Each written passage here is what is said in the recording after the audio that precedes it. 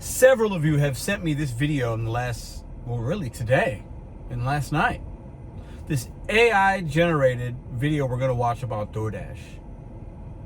I'm going to show some clips from it. The full video will be linked in the description box of this video if you want to watch the whole thing. I took some clips and I'm going to, I guess, react to it because I've been saying these things and others have been saying it and you've been feeling it.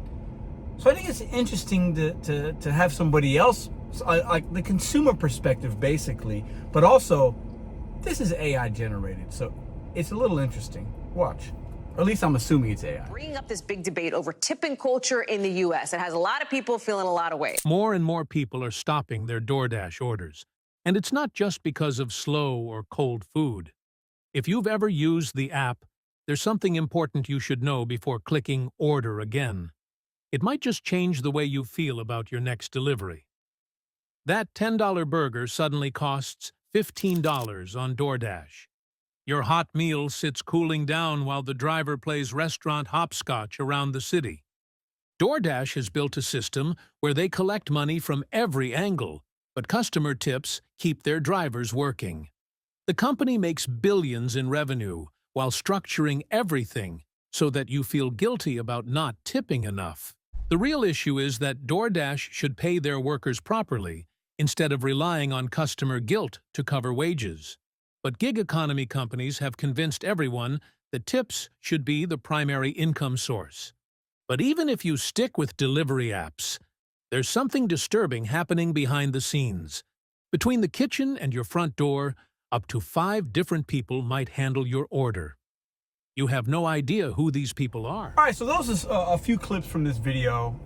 Check out the full video and in the description box. Fair use here, so because I'm going to give my reaction to it.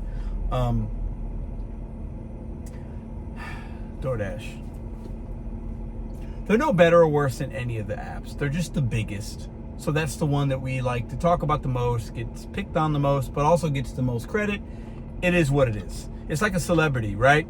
They don't want to be talked about in a negative light, but when you're in the limelight, DoorDash chooses to be in the limelight based on their actions and their market share. You put yourself up for discussion, debate, criticism. Drop a comment right now before we continue in this video. Was it AI or not? I mean, it sounds like it's an AI thing to me. And there's like an ad running in the middle of the full video. I didn't show that. Is this what AI thinks about DoorDash? They're pulling numbers, giving data, giving opinions. It's basically they're just stealing from, not stealing. They're manipulating consumers, the tips, the fees, blah, blah, blah, blah, blah. We've been talking about it. We know that. Talks about how tipping is put upon the consumer to pay the wages. And in parts of the video, which I didn't show, it talks about, well, you wouldn't do that at a restaurant. McDonald's, you don't have to tip them. And the comparison's not fair because it's different, but there's some accuracy. It's a little accurate, I guess. Not fair, but yeah, we don't tip people at McDonald's. You don't tip a server before they wait on you. In the clip, it also talks about the numerous people, 5 people, up to 5 people that are touching your food as a consumer. And they're strangers. You have no idea who they are. They're coming to your home. Your food's in transit for up to an hour sometimes because the way everything gets routed, and drivers are more giving more priority to people that do tip. This is a consumer-driven video, basically saying why you before you order DoorDash, before you order Uber, think about it because they're taking advantage of you. Now, 2 things can be true at the same time. Yeah, sure, they're taking advantage. Customers know it. The fees are there. The pricing's there. You don't ever pay. It's not like it's telling you you're going to pay 20 and then, oh, at the end, oh, here's a $20. The fees are there. Okay, they're there. And people want convenience. Tony even talks about it. The CEO talks about convenience and merchants and communities and blah, blah, blah, making it convenient and easy, and it's the future and digital and a footprint and mapping out the city and the globe. And some would say the powers that be want it this way, and the pandemic just catapulted it and made it happen 10 years quicker. But they want us in our homes stupid, fat, and spending our money on things like that. That's what they want, because there's benefit to the rich for that. But I always find it interesting, the consumer side, because I talk about tipping and no tipping, and I used to call people miserable clowns that didn't tip. I don't feel as passionate about that. I still think it's rude, but they're not all miserable. But this video outlines quite eloquently what the issues are and why. And consumers are basically paying sometimes upwards twice as much, 30 to 50% more for the same thing as if they went and got it themselves, or if they cooked at home. And I've been saying that more than anybody on YouTube. If you can't afford it, make a sandwich. I've been preaching that for a long time. If you can't afford a tip, save your money. The excuse should never be, I can't afford it, it's too much. You don't need to order it. Because with essentials like pharmacy drugs, your prescriptions, maybe some kind of I don't know, some other type, groceries are more essential than a McDonald's or a Chick-fil-A order. They just are. Those other things are just likes that I like to have. They're not necessities, right? But consumers, man, they're getting pinched. And the AI that made this video, the voice or whoever put it together, I'm assuming it's AI. If I'm wrong, I'm sorry, but they see what the issue is, and they outlined it perfectly.